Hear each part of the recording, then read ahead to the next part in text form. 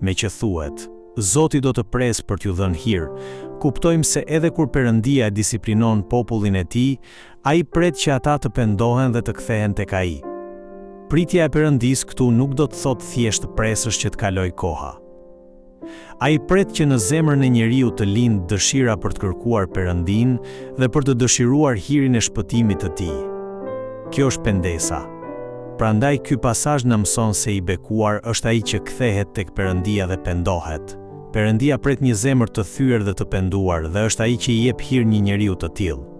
Prandaj, nuk duhet të mendojmë se gjithçka përfundon vetëm me ngrënien e bukës së ankthit dhe pirjen e ujit të shtypjes. Duhet të kuptojmë se cili është vullneti i Perëndis që lejon kohët e vuajtjes në jetën tonë. Për këtë arsye, sa më shumë të jemi në vuajtje, aq më e rëndësishme është të lexojmë dhe të meditojmë mbi fjalën e Perëndis. Nuk duhet të përpiqemi ta interpretojmë vuajtjen vetëm me mendjen tonë, por përmes fjalës duhet të kuptojmë vullnetin e Perëndis që gjendet brenda asaj vuajtjeje. Fjala e Perëndis na bën të kuptojmë thelbin e problemit dhe na tregon rrugën për t'u kthyer përsëri tek Perëndia.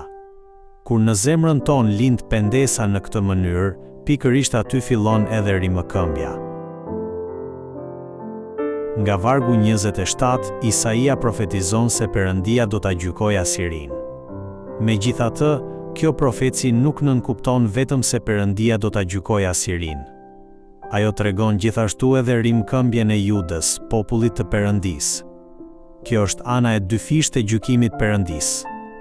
Kur gjykimi i Perëndis vjen mbi botën, ata që i përkasin botës gjykohen dhe arrin në shkatrim, ndërsa populli i Perëndis, që mbështetet tek ai, shpëtohet, këndon këngën e fitores dhe përjeton gëzimin e shpëtimit.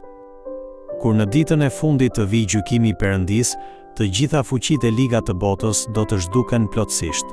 Përpara zërit madhështor të Perëndis që do të jehojë atë ditë, fuqitë e liga që kanë kundërshtuar popullin e Perëndis nuk do të jenë më në gjendje të qëndrojnë. Prandaj, nuk duhet ta mendojmë gjykimin e Perëndis vetëm si diçka që duhet të na friksojë. Gjykimi i Perëndis është njëkohësisht veprimi me anë të cilit ai e largon të keqen, shpëton popullin e tij dhe rimëkëmb atë.